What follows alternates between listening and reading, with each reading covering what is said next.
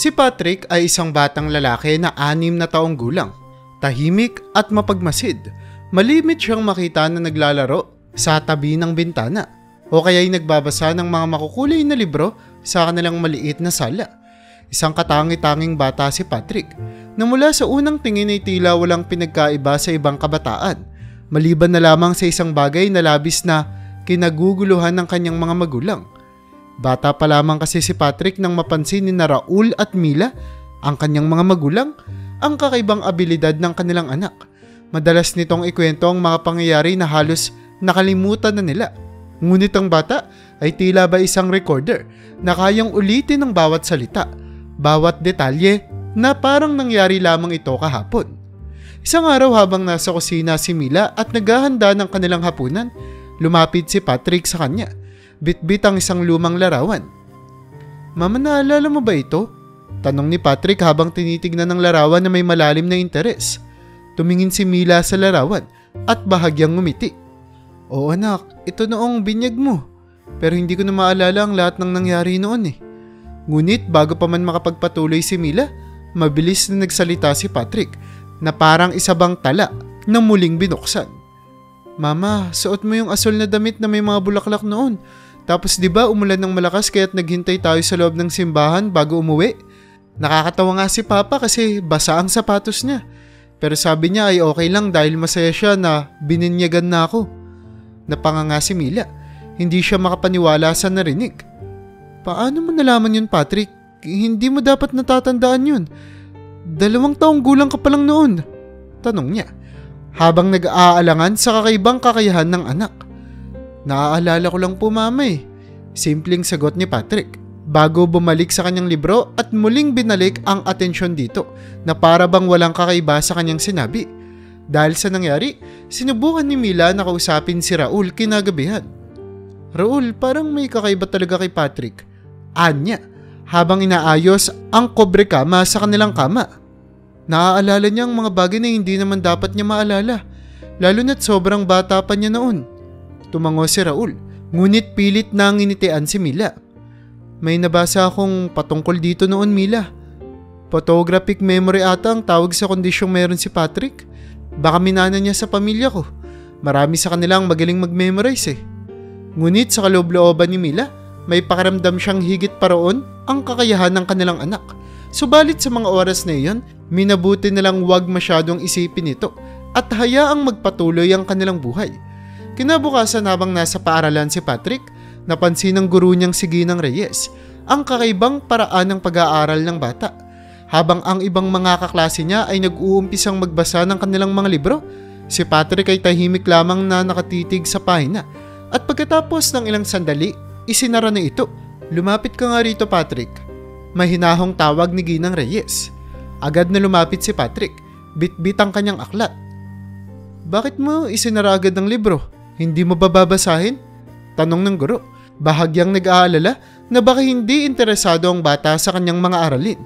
Ngunit kalmadong tumingin si Patrick sa kanya. "Tapos na po akong magbasa, ma'am.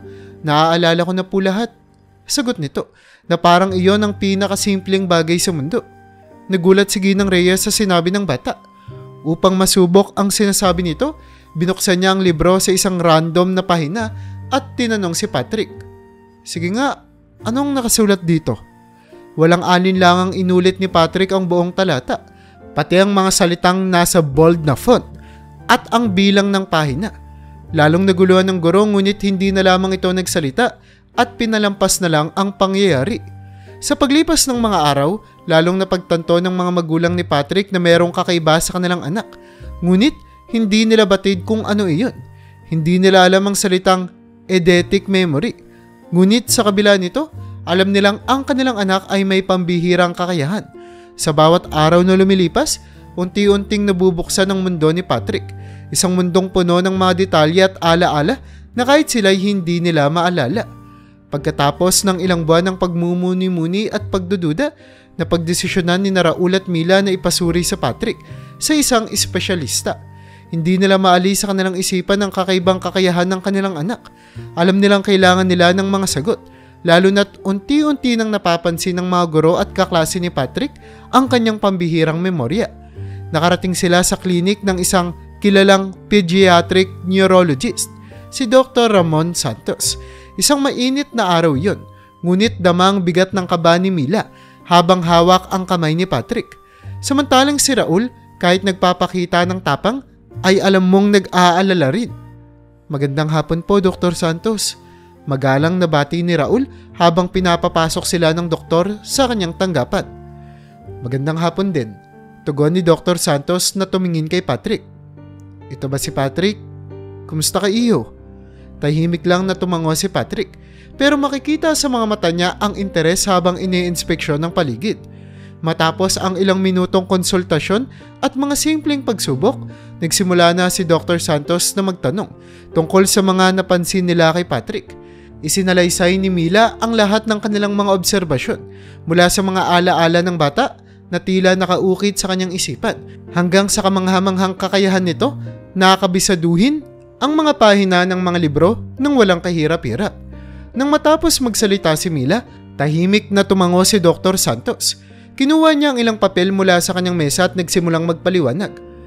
"Base sa inyong mga kwento at mga obserbasyon ko, mukhang meron si Patrick ng tinatawag nating eidetic memory. Isa itong bihirang uri ng memorya na nagbibigay daan sa kanya na maalala ang mga bagay, eksena o litrato ng may detalyadong katumpakan. Ito ay napakabihirang kakayahan. Kakaunti lamang ang mga tao sa buong mundo na may ganitong abilidad," paliwanag ni Dr. Santos. Nagulat si Raul at Mila sa narinig. "Ibig sabihin, Dok, napaka-espesyal ni Patrick?" tanong ni Raul na ngayon ay halatang kinakabahan at natutuwa sa parehong pagkakataon. "Oo, isa siyang espesyal na bata. Ngunit kasabay ng abilidad nito ay ang mga hamon. Ang pagiging eidetic ay maaaring magdulot ng labis na impormasyon sa kanyang isipan. Kaya mahalagang gabayan niyo siya kung paano ito gagamitin ng tama. Dapat nating tiyakin na hindi siya malulunod sa mga detalye at ala-ala na nasa kanyang isipan," dagdag pa ni Dr. Santos. Tila hindi pa rin makapaniwala si Mila sa narinig. "Napakabihira nito, hindi ba, Dok? Dapat ba kaming mag-alala?" "Sa ngayon, wala naman kayong dapat ipag-alala. Ang pinakamahalaga ay suportahan ninyo si Patrick. Turuan siya kung paano ito pamahalaan ng maayos at hayaan siyang mamuhay ng normal. Subaybayan natin ang kanyang pag-unlad at bumalik kayo sa akin kung may iba pa kayong napapansin na kakaiba," sagot ni Dr. Santos na may matamis na ngiti. Sa kanilang pag-uwi, parehong tahimik si Raul at Mila. Alam nilang espesyal ang kanilang anak at ngayon mas lalo pa nilang nauunawaan kung gaano kalalim ang kanyang kakayahan. Si Patrick naman, na tahimik lang na nakaupo sa likod ng sasakyan, ay nagtataka kung bakit tila ba malungkot at masaya ang mga magulang niya. Ngunit sa isipan ni Patrick, malinaw at detalyado pa rin ang lahat ng kanilang pinag-usapan at alam niyang mahalaga ito sa hinaharap. Makalipas ang ilang linggo, mula nang malaman ng mga magulang ni Patrick ang tungkol sa kanyang eidetic memory, hindi nagtagal at kumalat na rin ang balita sa kanilang maliit na bayan. Mabilis na naging usap-usapan si Patrick, ang batang kayang makaalala ng bawat detalye na kanyang nakikita at naririnig. Tuwing umaga, habang papasok si Patrick sa paaralan, madalas siyang pahintuin ng mga kapitbahay. "Patrick, naalala mo ba kung anong petsa noong may fiesta tayong 2 taon nang nakalilipas?" tanong ni Mang Pedro, ang kanilang kapitbahay na mahilig sa mga pistang bayan. Agad namang sumugot si Patrick. "Opo, Mang Pedro, noong 15 ng Mayo yun. 2 taon nang nakararaan, nakasuot po kayo ng pulang damit at nagtitinda ng sorbetes." Napangiti si Mang Pedro. "Tama ka, bata. Talagang matalas pala ang memorya mo." Sa ibang pagkakataon naman, isang ginang ang lumapit sa kanya. "Patrick, anong nakasulat sa karatula doon sa kanto ng simbahan?" Hindi nagdalawang isip si Patrick. Nakalagay po doon, bawal magtapon ng basura. Malaki po ang pagkakasulat at kulay puti ang karatula. Dahil sa kanyang kakaibang kakayahan, marami ang lumalapit kay Patrick upang alamin ang mga detalye na kahit sila'y nakalimutan na. Pati mga guro at kaklase ni Patrick ay hindi rin naiiba. Tuwing may tanong sa klase na hindi nila masagot, agad silang lumalapit kay Patrick. Isang araw habang nasa klase, tinanong ng kanilang guro si Patrick. "Patrick, saang pahina nga ulit matatagpuan ang sagot tungkol sa mga uri ng halaman?" Walang alinlangan na sumugot si Patrick. "Nasa page 35 po yun, ma'am. Nasa bandang gitna po ng pahina ang impormasyon tungkol sa mga uri ng halaman. Napahanga ang guro at mga kaklase ni Patrick sa kanyang mabilis na pagsagot. Minsan nga, kapag nag-aaral sila ng mga kwento sa kanilang mga libro, tinatanong ng mga kaklase ni Patrick kung ano ang eksaktong sinabi ng mga karakter sa isang partikular na bahagi ng kwento. Patrick, ano ulit yung sinabi ni Maria sa 3 kabanata ng kwento natin? Tanong ni Lucas, isa sa mga kaklase ni Patrick. Buong linaw na inulit ni Patrick ang eksaktong dialogo ng karakter na tila ba binabasa niya mula sa mismong libro. Nagtawanan ng kanyang mga kaklase, ngunit hindi may kakaila ang paghanga nila sa kakayahan ng kanilang kaibigan. Gayunpaman, unti-unti na ring napansin ng kanyang mga magulang ang bigat na dala ni Patrick dahil sa kanyang kakayahan. Bagamat hindi niya ito ipinapakita, alam nilang hindi madali para sa isang batang tulad niya na araw-araw na tinatanong tungkol sa mga bagay na karaniwang hindi napapansin ng iba. Raul, sa tingin mo ba ayos lang kay Patrick ang lahat? Tanong ni Mila habang tinitignan ang kanilang anak na nagbabasa sa sala. Parang napapansin ko na madalas siyang tahimik nitong mga nakaraang araw. Siguro kailangan natin siyang kausapin. Sagot ni Raul habang inaabot ang kamay ng asawa. Kakausapin natin siya mamaya pagkatapos ng hapunan. Ngunit kahit nasa kabila ng lahat ng katanungan at paghanga ng mga tao, si Patrick ay nanatiling isang simpleng bata. Mahiyain, tahimik, ngunit puno ng mga alaala at detalye na tila isang aklat ng kasaysayan. Habang patuloy na kumakalat ang balita tungkol sa kakaibang kakayahan ni Patrick, hindi nagtagal at naging tampok siya sa iba't ibang programa sa telebisyon at pahayagan. Sa isang maliit na bayan na tahimik at walang ganoong balita, ang kwento ni Patrick ay naging sentro ng usapan na siyang nagdala ng pansin mula sa mas malalaking lungsod. Isang araw dumating ang isang grupo ng mga mamamahayag sa kanilang bahay. Nagkaroon sila ng isang maikling panayam kay Patrick at sa kanyang mga magulang. Bagamat kinakabahan si Patrick, inisip na lamang niya na ito ay tulad ng iba pang mga tao na interesado sa kanyang kakayahan. Patrick, paano mo nagagawang tandaan ang lahat ng bagay ng detalyado? Tanong ng isa sa mga mamamahayag habang nakatutok ang kamera sa batang lalaki. Tahimik na tumingin si Patrick sa kanyang mga magulang bago sumagot. Hindi ko po alam, basta po kapag nakita o nabasa ko, naaalala ko lang po. Agad na napuno ng paghanga ang mga mamamahayag. Ngunit sa kabila ng papuri at pagkamangha, nagsimula ring lumabas ang mga duda at akusasyon. Sa mga susunod na araw, nagkaroon ng mga artikulo at programa na nag-uusisa kung totoo nga bang totoo ang sinasabi ni Patrick o kung isa lamang itong palabas.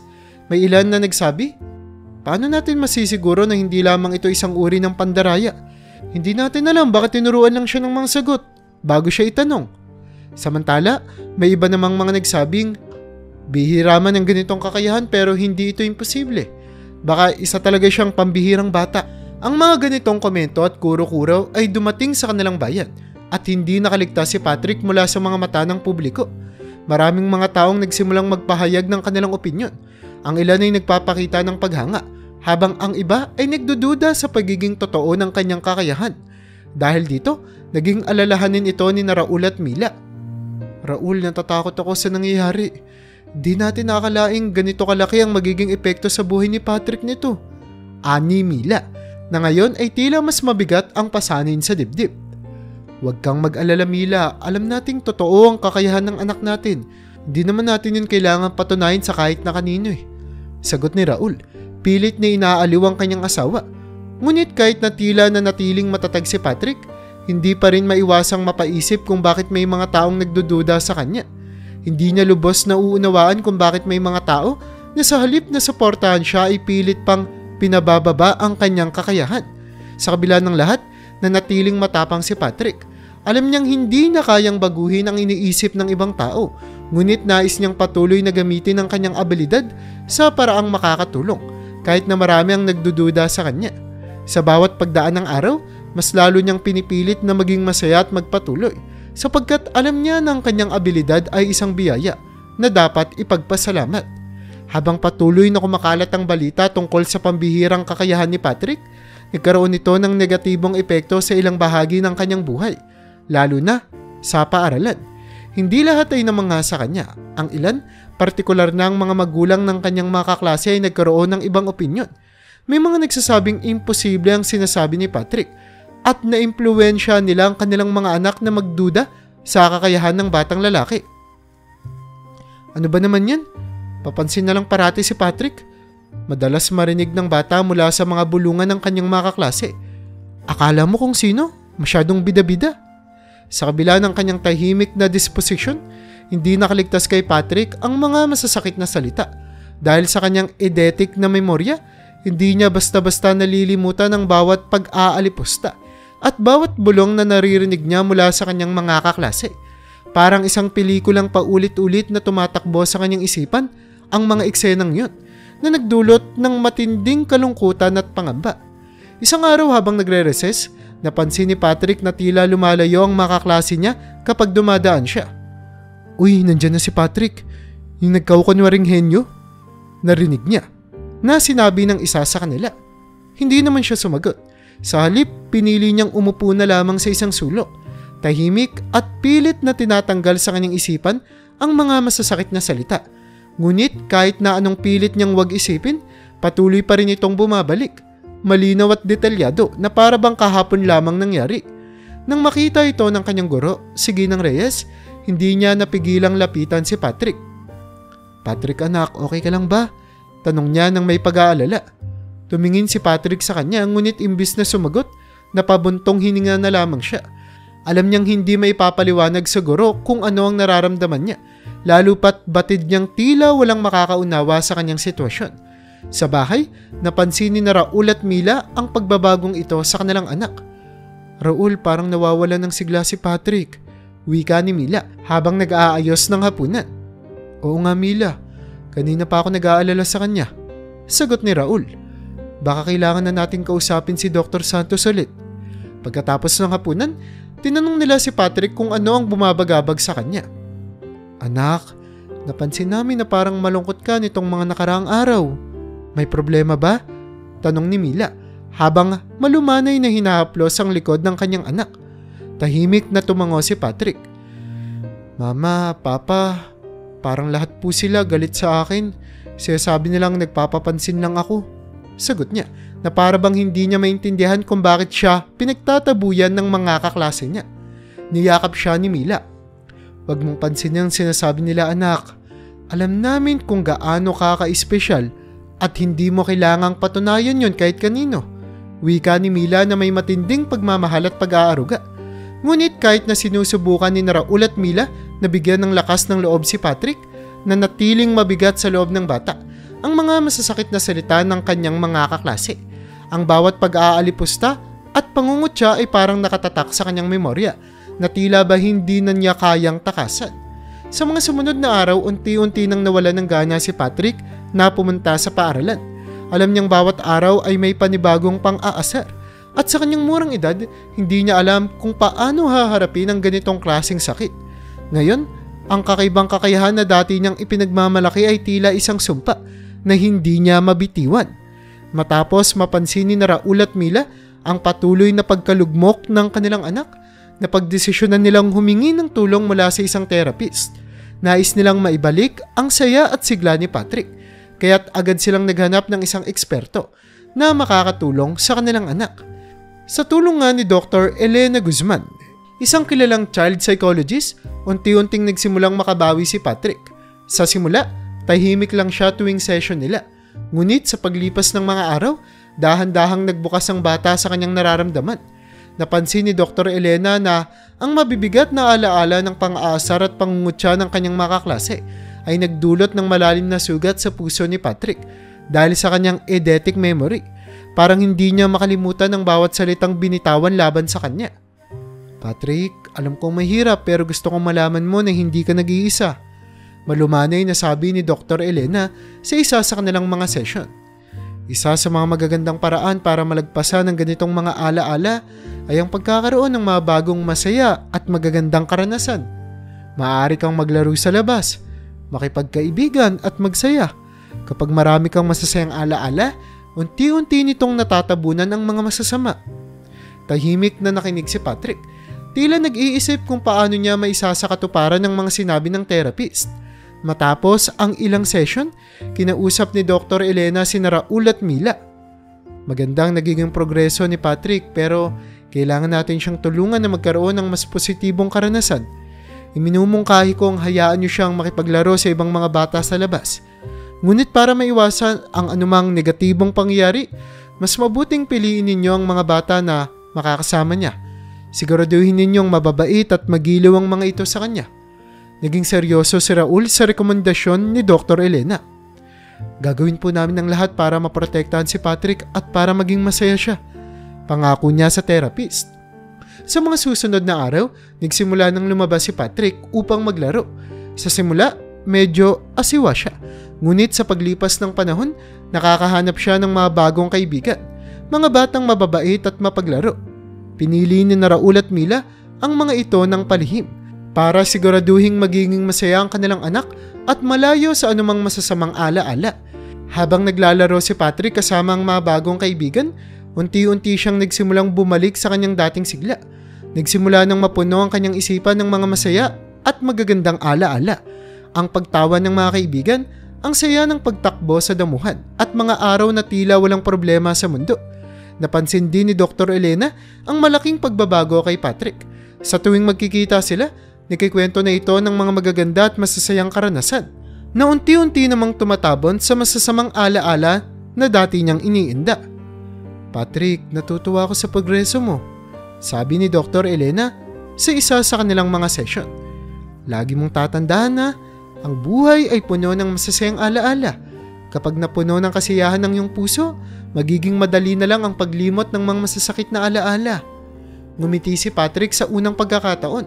Naramdaman niyang kaya na niyang harapin ang mundo muli, hindi bilang isang batang pinagtatawanan, kundi bilang isang batang may kakayahang magpasaya, maglaro at higit sa lahat magmahal ng kanyang mga alaala. Pagkatapos ng ilang taon ng tahimik na buhay at patuloy na pagpapayabong ng masayang alaala, tumungtong si Patrick sa ikatlong baitang sa edad na 9. Ngunit kasabay ng bagong yugto ng kanyang buhay ay ang isang malaking pagbabago. Kailangan nilang lumipat ng tirahan. Nakatanggap kasi ng magandang trabaho ang kanyang tatay na si Raul, kaya't napagdesisyon na nilang lumipat sa isang mas malayong bayan. Habang nag-iimpake, hindi maiwasan ni Patrick na makaramdam ng lungkot. Sanay na siya sa kanilang tahanan at mga kapitbahay, ngunit alam din niyang kailangan niyang sumabay sa mga pagbabagong ito. Sa bagong lugar na kanilang lilipatan, isa itong tahimik na komunidad, ang magiging tahanan nila, malayo sa mga ingay at gulo ng lungsod. Pagdating nila sa bagong bahay, nakaramdam ng panibagong simula si Patrick.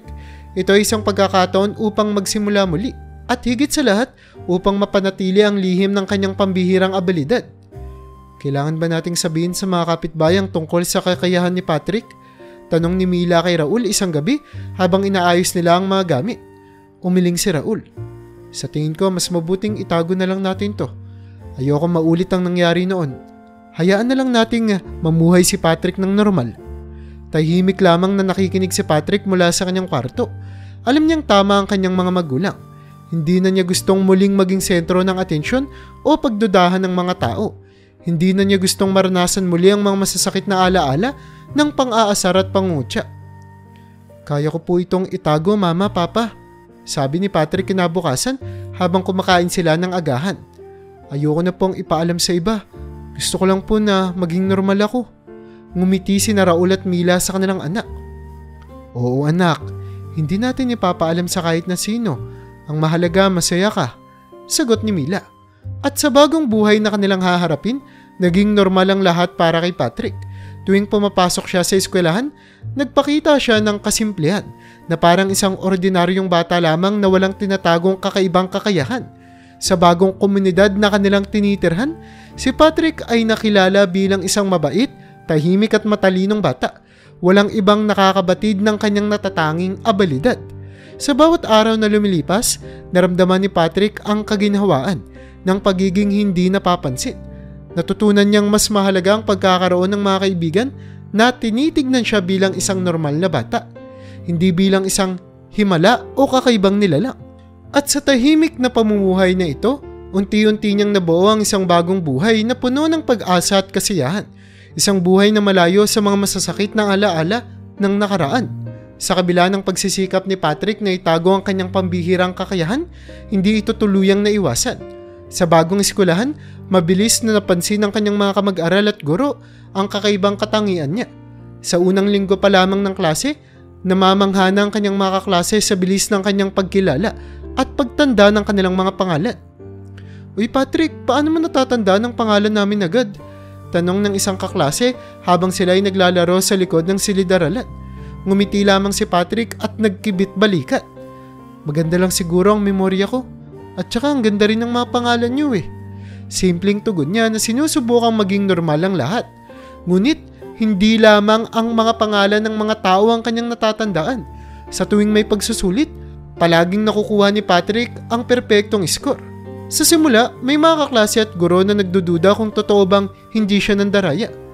Baka naman may kodigo siya. Bulong ng isang kaklase niya kay Patrick habang sila'y nagsusulit.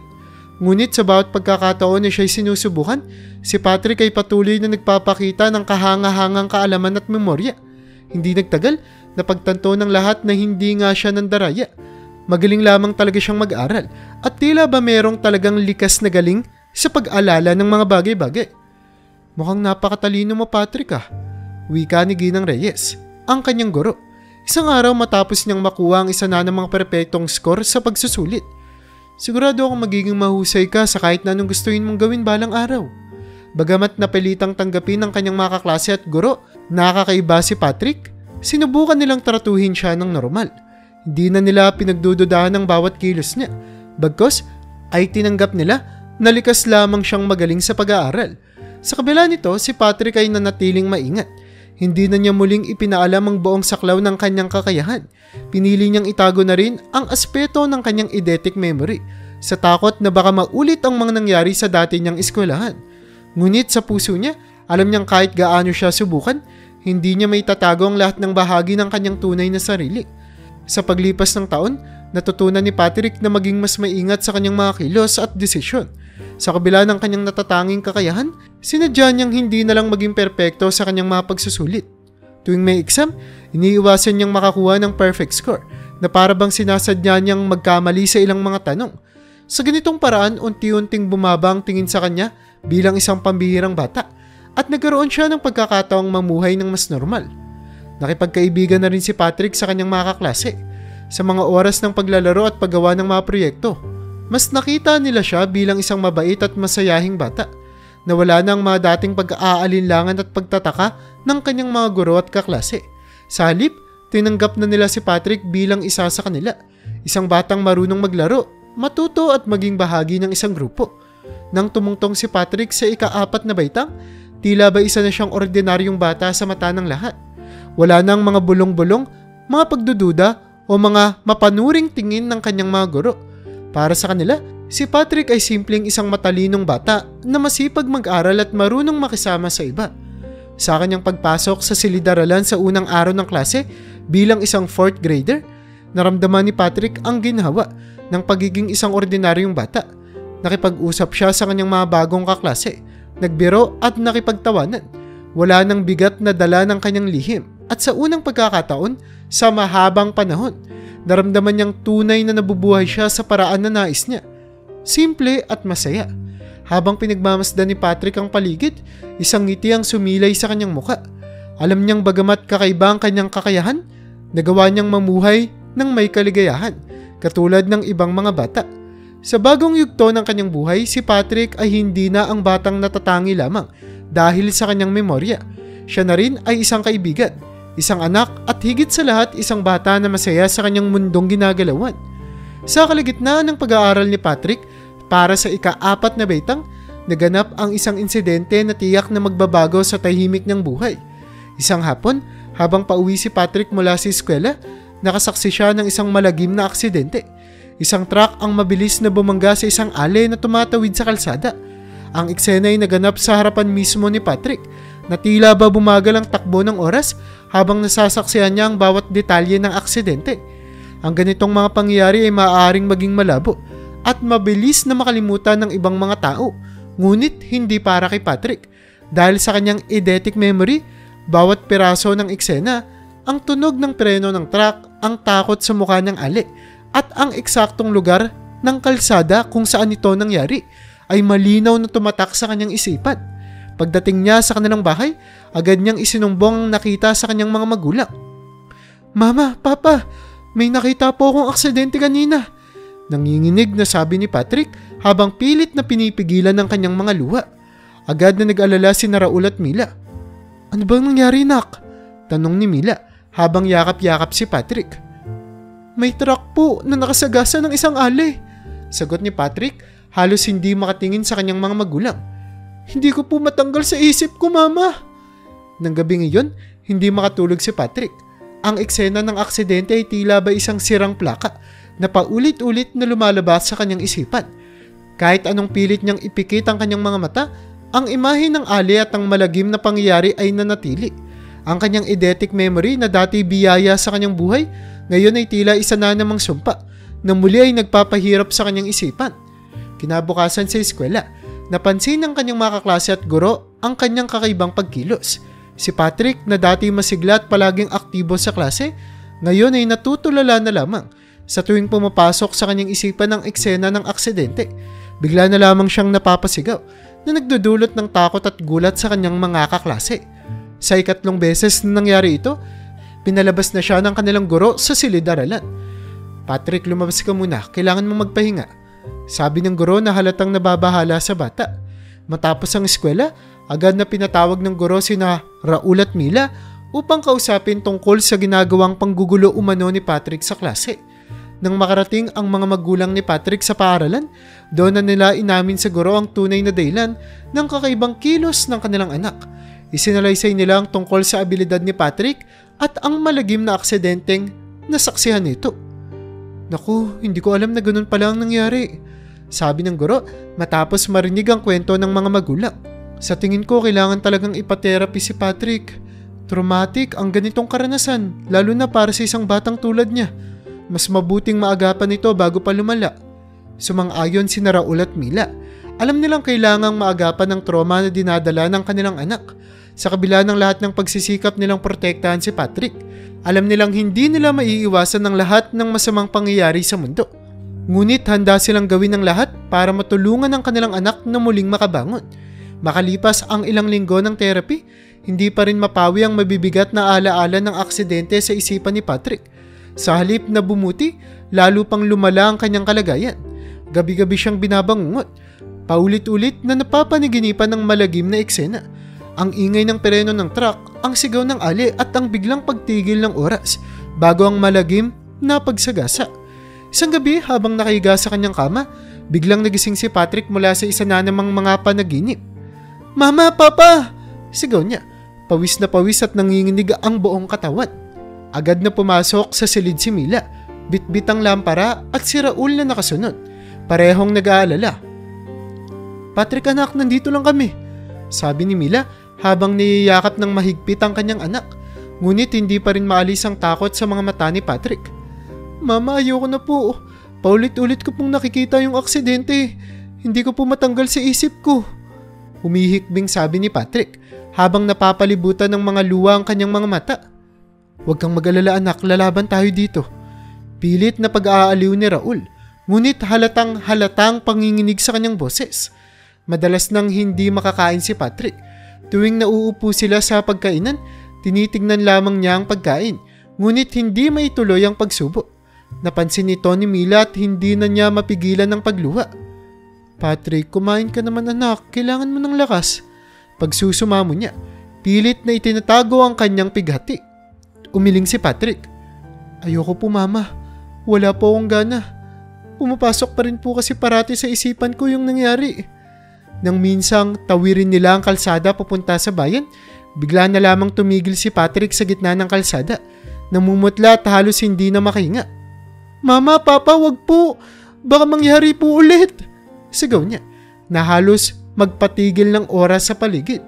Walang magawa si Mila kundi yakapin ng anak habang tumutulo ang kanyang mga luha, habang pilit na pinapakalma ni Raul ang kanyang nanginginig na anak.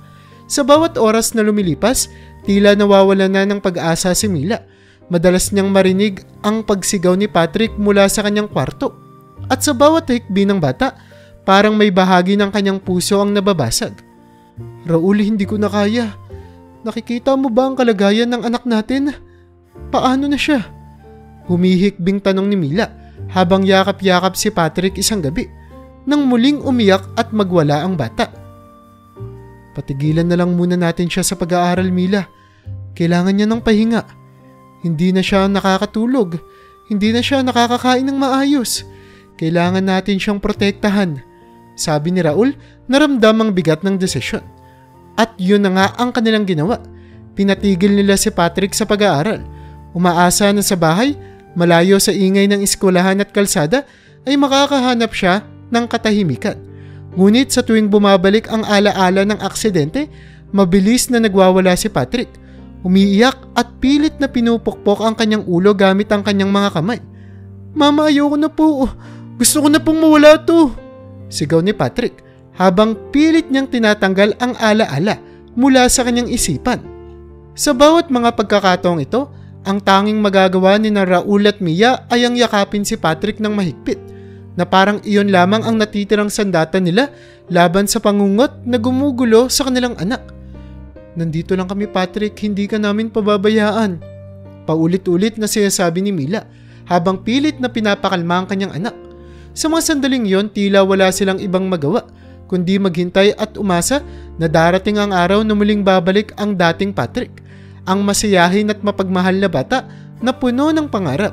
Ngunit habang pinagmamasdan nilang naghihirap ang kanilang anak, naramdaman nila ang bawat araw ay isang malaking hamon, isang pagsubok na hindi nila alam kung paano malalampasan. Habang patuloy na naghihirap si Patrick, hindi na alam ni Raul at Mila kung saan pa sila hihingi ng tulong. Sinubukan ni Mila na bumisita sa kanilang simbahan na nasa kabilang bayan pa upang ipanalangin ng anak. Panginoon, tulungan niyo po ang anak ko. Sana po ay gumaling na siya.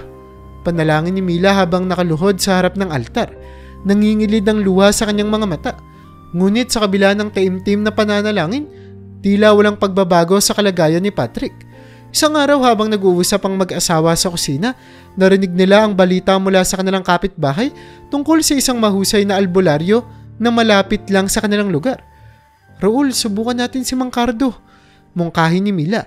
Baka sakaling may magawa siya para kay Patrick. Bagamat may alinlangan, sinang-ayunan ni Raul ang mungkahi ng kanyang asawa.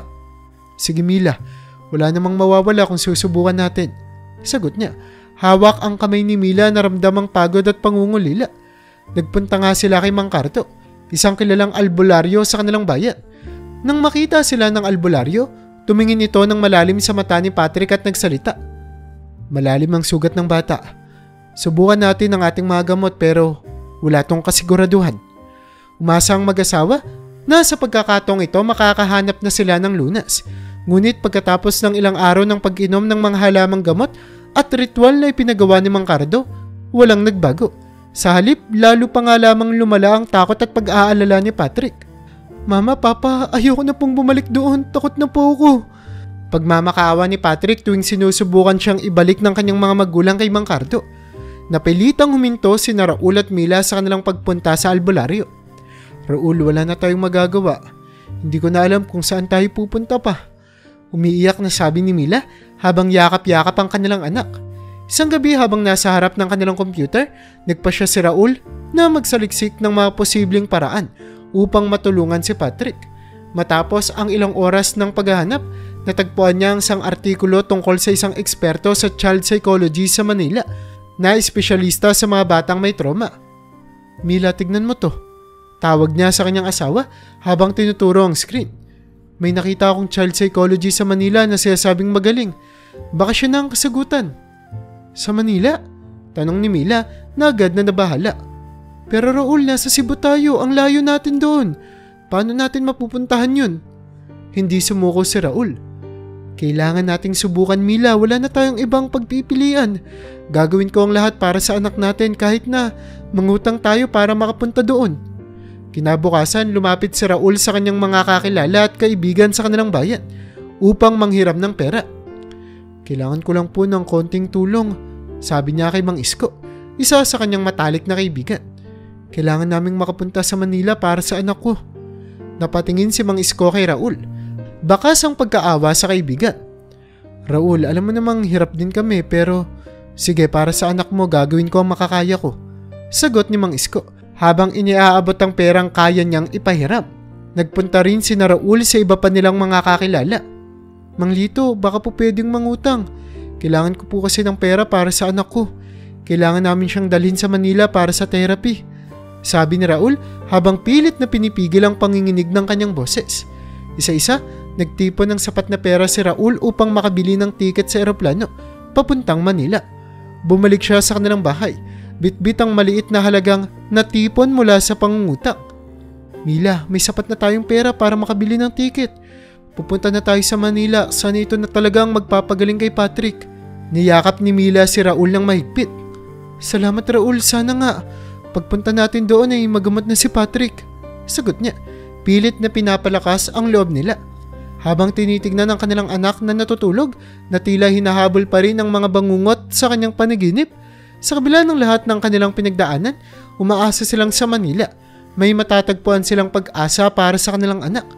Habang naghihintay ang pamilya sa araw ng kanilang paglipad patungo Manila, ramdam ang kaba sa bawat isa sa kanila.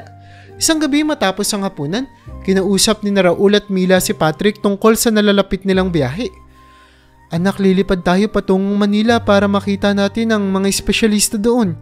Sabi ni Raul habang tinitignan si Patrick na abalang naglalaro ng kanyang mga laruan sa sala. Napatingin si Patrick sa kanyang mga magulang, halatang may alinlangan. Sasakay po tayo ng eroplano? Tanong niya.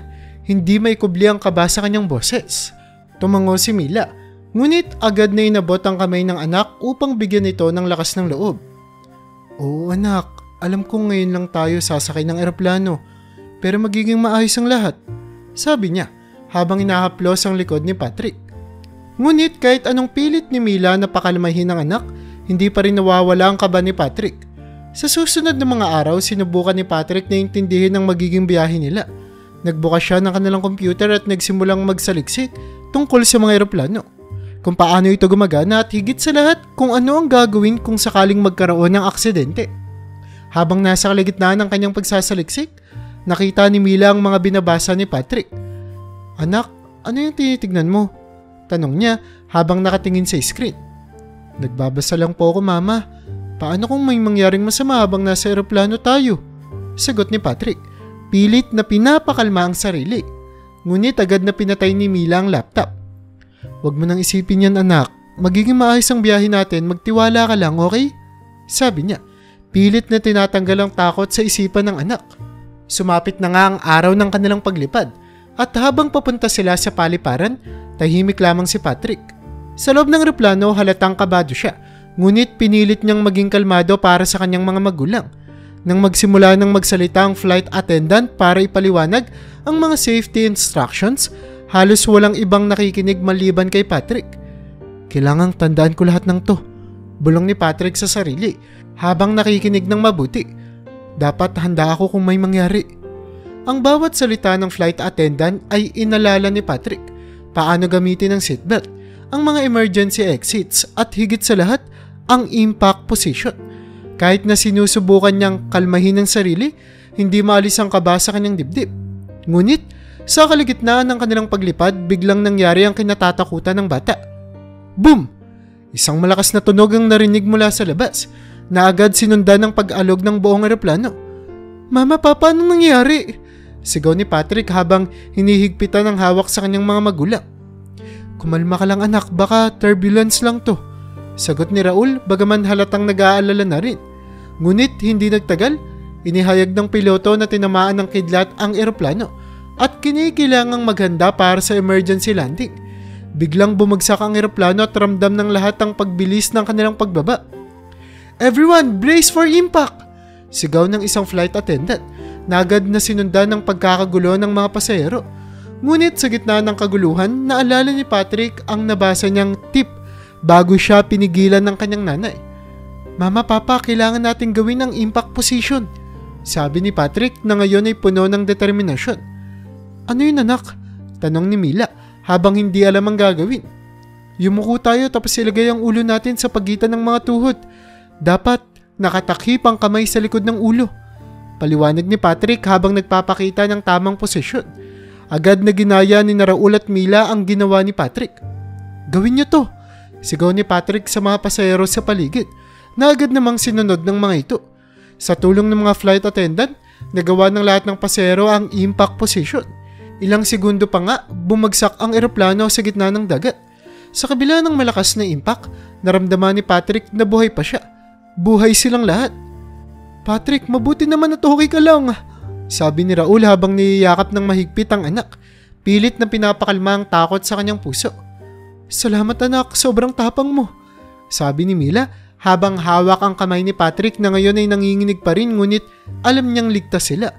Sa tulong ng mabilis na pag-iisip ni Patrick, walang napahamak sa kanilang eroplano.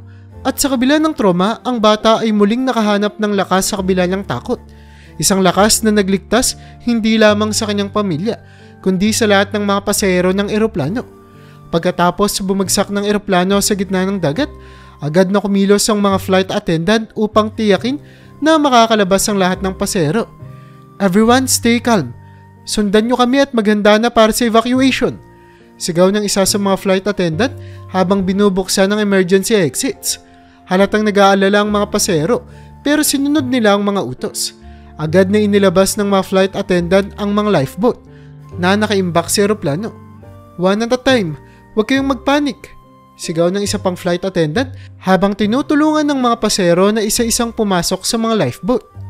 "Patrick, hawak ka lang sa akin anak," sabi ni Raul habang mahigpit na hinawakan ang kamay ng anak. "Opo papa," sagot ni Patrick. Napilit na pinapanatiling maging kalmado kahit naramdam niya ang kaba at takot. "Ma'am sir, kailangan na nating lumabas," sabi ng isang flight attendant kay Raul at Mila habang tinutulungan silang pumunta sa lifeboat. "Dahil posibleng lumubog ang eroplano, kailangan na nating makalayo rito." Nakita ni Patrick ang paligid, ang dagat na tila walang hangganan, ang maliliit na alon na sumasalubong sa kanila. "Mama, papa, nandito na tayo," sabi niya habang tinutulungan siyang umupo sa lifeboat.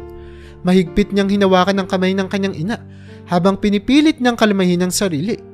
Habang unti-unting napuno ang mga lifeboat, sinigurado ng mga flight attendant na wala ng pasahero ang naiwan sa loob ng eroplano. "Okay na lahat, alis na tayo," sigaw ng isang flight attendant habang inaasikaso ang huling grupo ng mga pasahero na sumampa sa lifeboat. Habang lumalayo sila mula sa eroplano, naramdaman ni Patrick ang bahagyang pag-uga ng kanilang sinasakyan. "Mama, papa, ligtas na ba tayo?" tanong niya, halatang may pag-aalala sa kanyang boses. "Oo anak, ligtas na tayo. Maghintay na lang tayo ng tulong," sagot ni Mila. Pilit nang umingiti para pakalmahin si Patrick. Ilang oras ang lumipas ngunit tila napakabagal ng takbo ng oras para sa mga pasahero. Sa gitna ng dagat, walang ibang maririnig kundi ang mahinang tunog ng alon at ang mabibigat na buntong hininga ng mga tao. Ramdam ang takot at pag-aalala sa hangin, ngunit lahat sila ay patuloy na umaasa. Biglang narinig nila ang tunog ng helicopter sa kalangitan. "Rescue team yun!" sigaw ng isang pasahero na nagpataas ng moral ng lahat. "Patrick, kita mo yan? Nandyan na yung mga sasaklolo sa atin," sabi ni Raul habang tinuturo ang papalapit na helicopter at mga bangkang pang-rescue. Habang papalapit ang mga bangka, naramdaman ni Patrick ang bahagyang kaginhawaan. "Papaligtas na po tayo," bulong niya habang pilit na kinakalma ang sarili. Isa-isang nilapitan ng mga otoridad ang mga lifeboat at sinimulang iligtas ang mga pasahero. "Okay na mga sir, ma'am, safe na kayo," sabi ng isang rescuer habang tinutulungan ng mga pasahero na sumampa sa rescue boat. "Salamat po," bulong ni Mila habang tinutulungan siya at si Patrick na sumampa sa bangka. Ramdam niya ang init ng luha ng kanyang mga mata, pero ngayon ay luha na ito ng pasasalamat. Sa wakas, lahat ng pasahero ay nailigtas. Ramdam ang pagod at panghihina sa bawat isa, pero higit sa lahat ay ang pasasalamat sa kanilang kaligtasan. "Patrick, tapos na ang lahat," sabi ni Raul habang niyayakap si Patrick ng mahigpit. Dama ang bigat ng mga nakalipas na oras. "Salamat po, Papa," sagot ni Patrick, na ngayon ay niyayakap din ang kanyang mga magulang. Hawak ang tiwala na sa kabila ng lahat ng takot ay hindi siya nag-iisa. Pagkatapos na mailigtas ang mga pasahero at madala sila sa kaligtasan, agad silang sinalubong ng mga tao sa lupa. Mga otoridad, mga rescuer at mga mamamahayag. Lahat ay sabik na malaman kung ano ang nangyari sa loob ng eroplano at kung paano nakaligtas ang lahat ng pasahero. Isang mamamahayag ang unang nagtanong sa isang pasahero. Paano po kayo nakaligtas? Ano ang ginawa ninyo sa loob? Ang paserong tinanong ay bahagyang nginitian si Patrick bago sumagot. Dahil dito sa batang to, siya ang nagsabi sa amin kung ano ang gagawin. Sinabi niya sa amin na sundin ang impact position kaya lahat kami ay nakinig. Sumang-ayon din ang isa pang pasero. Oo, kung hindi dahil sa kanya baka iba ang nangyari sa amin. Siya ang nagpapaalala sa amin kung paano maging ligtas. Nang tanungin ng mga flight attendant, isa sa kanila ay nagpahayag. Tama ang sinabi nila. Siya ang nagsalita at nag-utos sa mga pasahero na sundin ang tamang posisyon. Dahil dito, naisalba namin ang buhay ng lahat ng pasahero. Dahil sa mga pahayag na ito, naging instant celebrity si Patrick. Hindi nagtagal ang mga mamamahayag ay nagsimulang mag-usisa sa kanya. Paano mo naman naisip na gawin yun? Saan mo natutunan ang impact position? Tanong ng isang reporter habang hawak ang mikropono sa harap ng bata. Medyo nahihiya ngunit matapang na sumagot si Patrick. Nabasa ko po yun nakaraan bago kami umalis. Naghahanap po ako ng mga tamang tips sa internet kung ano ang dapat gawin kung sakaling may mangyaring masama sa eroplano. Naaalala ko po yun kaya sinabi ko po sa kanila. Agad na pinuri si Patrick ng mga tao sa paligid. Napakatalino mo naman bata. Alam mo, hindi lahat ng tao ay mag-iisip ng ganon sa oras ng sakuna. Sabi ng isang matandang lalaki na nasa gilid. Ngunit hindi pa natatapos ang mga tanong. Bakit nga pala kayo pupunta sa Manila? Tanong ng isa pang reporter na tila nagtatanong ng may mas malalim na interes. Sa puntong yun, sila Mila at Raul na ang sumagot. Pumunta po kami sa Manila para ipa-therapy ang anak naming si Patrick. Nagsimula po ang lahat nang makasaksi siya ng isang aksidente sa probinsya namin sa Cebu. At dahil sa kanyang eidetic memory, hindi niya ito makalimutan. Paliwanag ni Mila, halos di mapigil ang luha habang niyayakap ang anak. Ang mga tao ay agad na nakaramdam ng awa at simpatsya para kay Patrick. Isang batang puno ng trauma ngunit nagawa pa ring maging bayani sa gitna ng sakuna. Nang lumabas ang kwento sa balita, marami ang nagpadala ng tulong at donasyon para sa pamilya ni Patrick. Ang mga tulong na ito ay nagbigay daan upang may pagpatuloy ang kanyang therapy. Sa wakas, natagpuan ng pamilya ni Patrick ang pag-asa. Ayon sa therapist na tumingin kay Patrick, bagamat may eidetic memory si Patrick, ang kanyang utak ay may kakayahang unti-unting i-blackout o kalimutan ang mga traumatic na alaala. Kailangan lang ng tamang suporta at pag-aalaga upang hindi na muling bumalik ang mga masasamang alaala. Dahil sa suporta at pagmamahal na natanggap ng pamilya mula sa mga tao, unti-unting bumabalik ang dating sigla ni Patrick. Ngayon, alam na ng lahat na kahit gaano kabigat ang pinagdaanan ng isang bata, ang tapang at pagmamahal ng kanyang pamilya kasama ang tulong ng mga mabubuting tao ay kayang magpagaling at magdala ng bagong pag-asa. Habang patuloy na tumatanggap ng therapy si Patrick, na kanilang ipinagpatuloy sa Cebu ay hindi lamang ang blackout ng masamang alaala ang tinutukan ni Raul at Mila.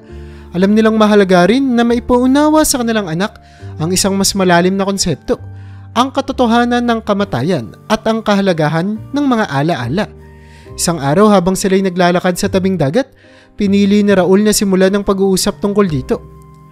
Patrick, alam mo ba kung bakit nandito tayo ngayon? Tanong ni Raul habang tinitignan ang malawak na dagat. Para po ba mag-relax? Sagot ni Patrick na bahagyang naguguluhan. Oo anak, tama ka. Sabi ni Mila habang hinahawakan ng kamay ni Patrick. Pero higit pa dyan, gusto naming ipakita sa iyo na may mga bagay sa mundo na hindi natin kayang kontrolin. Kagaya ng pag-agos ng mga alon o ang pagdating ng hangin. Napatingin si Patrick sa kanyang mga magulang na tila unti-unting nauunawaan ang kanilang sinasabi. Ganoon din sa buhay anak.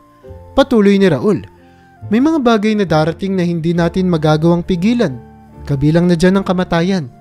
Natahimik si Patrick ngunit hindi na tulad ng dati ang takot sa kanyang mga mata. Pero papa, paano kung natatakot ako? Hinaplos ni Mila ang buhok ni Patrick at ngumiti. Patrick, lahat tayo ay natatakot sa konsepto ng kamatayan. Pero tandaan mo, ang mahalaga ay ang mga magagandang alaala na ginagawa natin habang nandito pa tayo sa mundo. Ito ang mga alaala na dadalhin natin hanggang sa dulo ng ating buhay.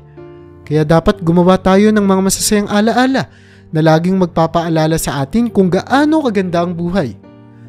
Ang mga masasamang alaala nak ay bahagi ng buhay, pero hindi natin dapat hayaang ito ang maghari sa ating isipan.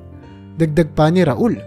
Mas maganda kung mas pagtutuunan natin ang pansin ng mga bagay na nagbibigay sa atin ng kaligayahan. Mula noon, unti-unting natutunan ni Patrick na tanggapin ang konsepto ng kamatayan.